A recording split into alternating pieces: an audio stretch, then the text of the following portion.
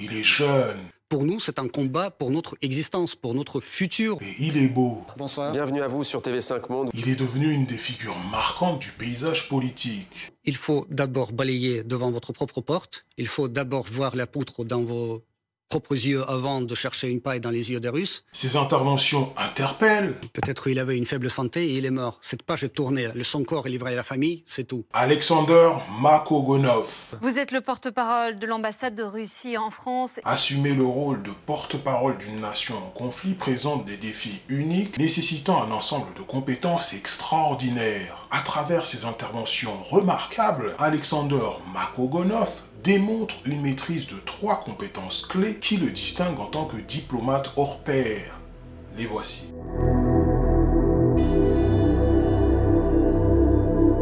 La maîtrise de plusieurs langues est une compétence inestimable pour un porte-parole. Dans le cas d'Alexander Makogonov, la maîtrise du français est primordiale. Elle permet de comprendre les subtilités culturelles qui peuvent influencer la réception d'un message. Et on note que le porte-parole est un excellent polyglotte. Parce que tout ce genre de mesures, ça ne fait que prolonger la guerre. Ça ne fait que prolonger l'agonie du régime de Kiev. Ça ne fait que détruire le pays. Provoquer l'extermination du peuple ukrainien. Alors, Son niveau est tellement élevé qu'il en profite pour utiliser des expressions françaises malgré la pression de ses interlocuteurs. ça sert à quoi en fait? Ces bonnes intentions, nous savons tous très très bien où mène le chemin pavé de bonnes intentions. Ça mène dans l'enfer. Là aussi, il se permet une petite pirouette verbale. On Citoyen restera là. russe qui est mort sur le territoire russe, je le répète, c'est l'affaire intérieure En fait, de la tout ce qui a Russie. été effacé par le régime russe, on ne doit plus en parler puisque, pour reprendre vos mots, il faut tourner la page. Non, non, il faut d'abord balayer devant votre propre porte. Il faut d'abord voir la poutre dans vos propres yeux avant de chercher une paille dans les yeux des Russes. La sensibilité culturelle, renforcée par la compétence linguistique, aide à éviter les faux pas qui pourraient nuire aux relations diplomatiques ou à l'image d'un pays. Une fois de plus, le porte-parole montre sa connaissance des subtilités de la langue française en esquivant la tentative du journaliste de substituer le mot objectif au singulier au mot objectif au pluriel. Non, mais la Russie continue, en tout cas, peu importe les déclarations, la Russie continue son opération militaire spéciale jusqu'à ce que ses objectifs ne soient atteints, c'est tout. C'est quoi l'objectif? Non, c'est pas ça, c'est pas l'objectif, c'est les objectifs. Il y en a plusieurs. C'est quoi les objectifs aujourd'hui? L'un des défis majeurs pour un porte-parole dans le domaine diplomatique est de simplifier les messages politiques et diplomatiques complexes sans en altérer le sens. Et cela implique une compréhension profonde des sujets traités et la capacité de les expliquer de manière à ce que le grand public et les médias internationaux puissent les comprendre facilement. Et à ce moment précis, le porte-parole évite d'employer un terme juridique qui pourrait envenimer les choses malgré la tentative de la journaliste de le lui faire dire. Est-ce que vous Donc nous là, pas étonnant. considérez déjà, nous, les pays occidentaux, les pays de l'OTAN, comme co-belligérants? Vous savez que belligérance, c'est un terme juridique, il faut voir dans les documents alors quels sont les paramètres de ce terme, mais en tout cas, il est évident que l'Europe s'implique de plus en plus dans le conflit en Ukraine. Un porte-parole doit être capable de fournir des informations à jour, de corriger les fausses informations et de maintenir un dialogue constructif avec les médias et le public. Cela nécessite une grande réactivité, une préparation minutieuse et la capacité à rester concentré sous pression, alors que le journaliste emploie le terme de guerre et d'envahissement. La ligne rouge qui a été franchie, elle a été franchie par Vladimir Poutine qui a envahi l'Ukraine. C'était il y a 2 ans. Le porte-parole reste de marbre et utilise un autre vocabulaire. Il ne parle jamais de guerre, mais La Russie continue, en tout cas, peu importe les déclarations, la Russie continue son opération militaire spéciale jusqu'à ce que ses objectifs ne soient atteints, c'est tout. si maîtriser une langue est une prouesse, l'aptitude à naviguer dans le labyrinthe des cultures avec sensibilité est une véritable magie. Entrons profondément dans l'esprit de Makogonov pour comprendre comment.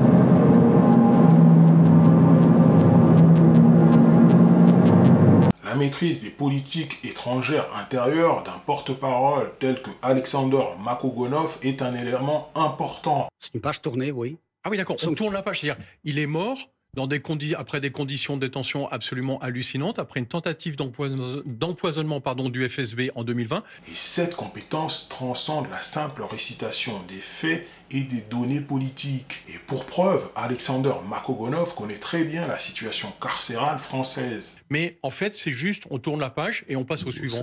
C'est comme ça que vous traitez Et il se permet même de donner des conseils aux journalistes de manière ironique. Cas d'assassinat, en fait, c'est juste, on tourne la page. Ce qui doit vous préoccuper en ce qui concerne les services pénitentiaires, c'est par exemple l'état de ces services en France, la surpopulation carcérale, par exemple. Alors, en l'occurrence, Les questions posées aux porte-paroles peuvent souvent être imprégnées d'une nuance politique, de sous-entendus ou d'attentes de réponses spécifiques qui peuvent influencer la perception du public. Et sur ce passage, le porte-parole explique le narratif de la guerre du point de vue de la Russie. Est-ce qu'il y a eu une invasion russe en 2022? Non, je continue. Oui. Et justement, pour éradiquer les causes de ces malheurs, la Russie est intervenue en février 2022 pour mettre fin à cette guerre civile à l'intérieur de l'Ukraine, pour protéger les gens russes et les russophones. Le journaliste français parle d'eux, Mais ça, c'est une réécriture de l'histoire. et le porte-parole parle d'eux. C'est pas la réécriture, c'est l'histoire.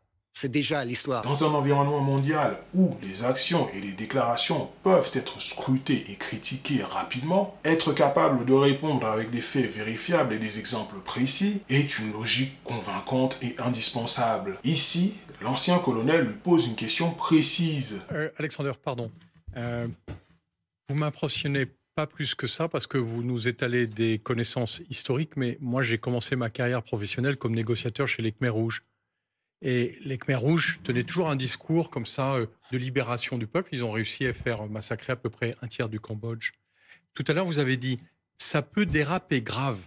Et là, ce serait incontrôlable. Ce sont vos mots. Qu'est-ce que vous vouliez dire par là ? Et le porte-parole répond aussi avec précision. La Première Guerre mondiale a commencé par un simple coup de pistolet, si vous vous souvenez bien.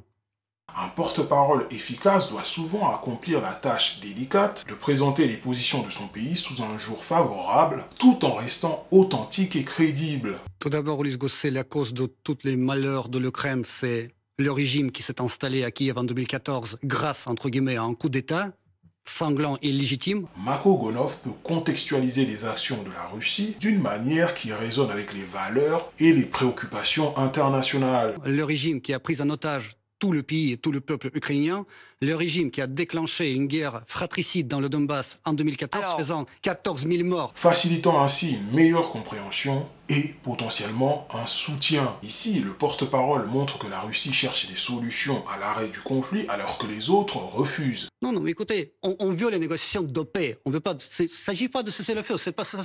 C'est une mesure vraiment provisoire qui servira à rien. On veut les négociations de paix. Mais le problème, c'est qu'on n'a personne avec qui négocier. Le régime de Kiev s'est interdit au niveau législatif. Avec un cessez-le-feu avant de négocier. Le régime Ce serait de Kiev, une preuve de bonne volonté. Le régime de Kiev s'est interdit au niveau législatif toute négociation avec la Russie. Et l'Occident continue à fournir les armes. Alors, ça veut dire que l'Occident ne pense qu'à la guerre. Personne ne pense à la paix. Une connaissance approfondie des dynamiques globales permet à Makogonov d'anticiper les réactions internationales, de préparer des stratégies de communication efficaces et d'aligner les déclarations publiques avec le développement actuel et le futur. Cette anticipation stratégique est cruciale pour positionner son pays de manière proactive plutôt que réactive sur la scène mondiale. Ici, le porte-parole réagit aux propos d'Emmanuel Macron. La présence des troupes occidentales sur le terrain en Ukraine augmente énormément les risques de la confrontation, d'un clash direct entre l'armée russe et les armées des pays de l'OTAN, et ce qui peut aboutir à un moment donné à la Troisième Guerre mondiale. Donc là, il faut quand même s'en rendre compte. Les mots peuvent construire des ponts ou ériger des murs. Voyons comment. Même sous le feu des critiques, Makogonov transforme chaque conversation en une opportunité de rapprochement, révélant sa maestria dans l'art délicat de la communication en crise.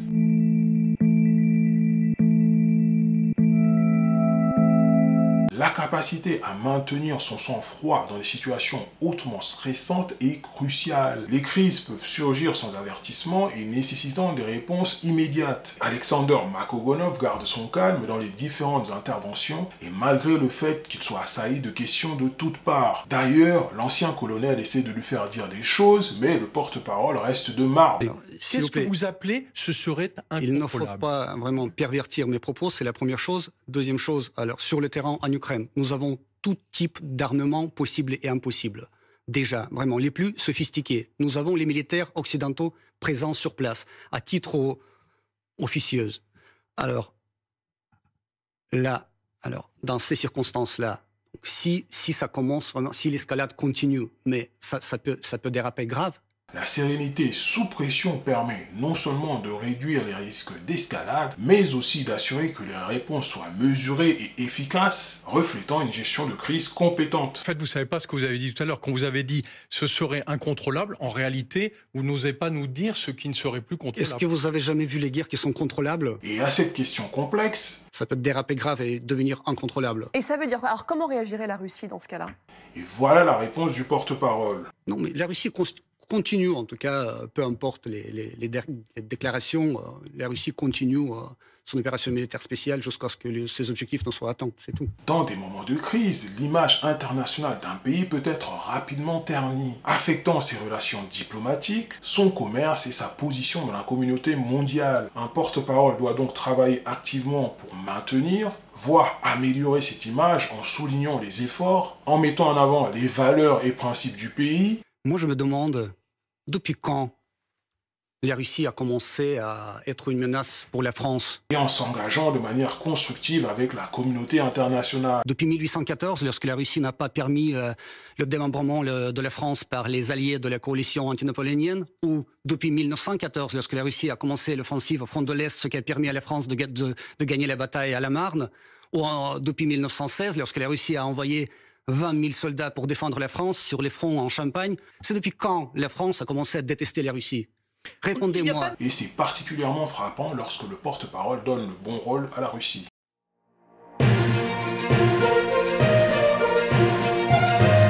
Alexander Makogonov montre parfaitement ce qu'est être un porte-parole efficace dans les conflits. Avec sa capacité à comprendre différentes langues et cultures, à simplifier des idées compliquées pour tous, il souligne combien il est important de bien communiquer et de s'engager pour changer les choses. Ces qualités méritent d'être reconnues, qu'on partage ou non ses convictions. Comme l'éclat du soleil ne dépend pas de ceux qui le regardent, les compétences d'Alexander brillent indépendamment des opinions. Bon, j'espère que la vidéo vous a plu. J'ai sorti mon pull rouge, comme vous voyez, pour fêter la fin du montage. Donc là, j'ai vraiment tout fini. Il me reste plus qu'à uploader la vidéo, créer la miniature, le titre. Bref, c'est vraiment les arrêts de jeu. Eh bien, commentez la vidéo en étant poli, courtois, s'il vous plaît. Partagez la vidéo avec vos proches et surtout abonnez-vous pour soutenir mon travail. Donc comme d'habitude, je vais vous laisser deux liens. Le premier qui sera ici, qui va vous emmener vers l'étude d'une autre personnalité médiatique, et un autre lien qui sera là, très bien, je ne me suis pas trompé, qui va vous emmener vers la création d'applications web, donc qui est mon métier. Je travaille dans l'informatique, je suis consultant et je suis spécialisé dans le développement d'applications web, entre autres. Voilà, eh bien je vous dis à bientôt. N'oubliez pas de soutenir mon travail, c'est très important. Ciao.